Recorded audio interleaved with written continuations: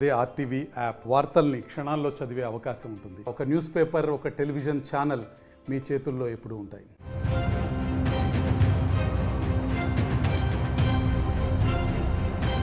తెలంగాణలో అసెంబ్లీ ఎన్నికలకు ముందు కాంగ్రెస్ 6 గ్యారెంటీలతో ప్రజల్లోకి వెళ్లింది. వాటిల్లో మహిళలకు 500 రూపాయల గ్యాస్ సిలిండర్, 200 యూనిట్ల ఫ్రీ కరెంట్, మహాలక్ష్మి పేరుతో మహిళలకు ఉచితంగా బస్సుల్లో ప్రయాణమని హామీ ఇచ్చారు. ఇక ఎన్నికల సమయంలో ఇచ్చిన 6 గ్యారెంటీల అమలుకు కసరత్తు ప్రారంభించి అమలు కూడా చేస్తోంది ప్రభుత్వం. ఇప్పటికే మహాలక్ష్మి స్కీమ్ ను 200 యూనిట్ల ఫ్రీ కరెంట్, 500 రూపాయల గ్యాస్ సిలిండర్ అమలు చేస్తోంది. 500 రూపాయలకు వంట గ్యాస్ సిలిండర్ పథకానికి దరఖాస్తు చేసుకున్న వారిలో అర్హులను ఎంపిక చేసింది. ఇదే సమయంలో 500 రూపాయలకు గ్యాస్ సిలిండర్ పై తెలంగాణ పౌర సరఫరాల శాఖ కీలక ప్రకటన చేసింది.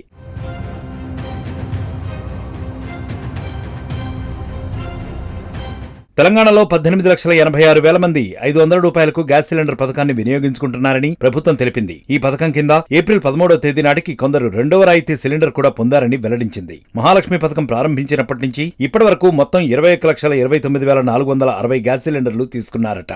ఈ క్రమంలోనే అర్హులకు 59,97 లక్షల రూపాయలు సబ్సిడీ సొమ్మును ఇచ్చినట్లు పౌర సరఫరాల శాఖ తెలిపింది. ప్రజాపాలనలో మహాలక్ష్మి పథకం కోసం దరఖాస్తు చేసుకుంటే వారిలో 39,33,000 మంది గ్యాస్ వినియోగదారులను 500 రూపాయల గ్యాస్ సిలిండర్ పథకానికే అర్హులుగా ప్రభుత్వం గుర్తించింది. ఫిబ్రవరి 27 నుంచి ఈ పథకం ప్రారంభించింది.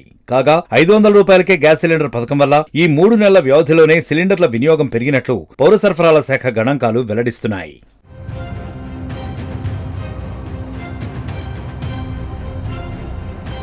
మరిన్ని వీడియోస్ కోసం ఛానల్ ని సబ్స్క్రైబ్ చేయండి. లేటెస్ట్ అప్డేట్స్ కోసం వాట్సాప్ ఛానల్ ని ఫాలో చేయండి. అండ్ లింక్ డిస్క్రిప్షన్ లో ఉంది.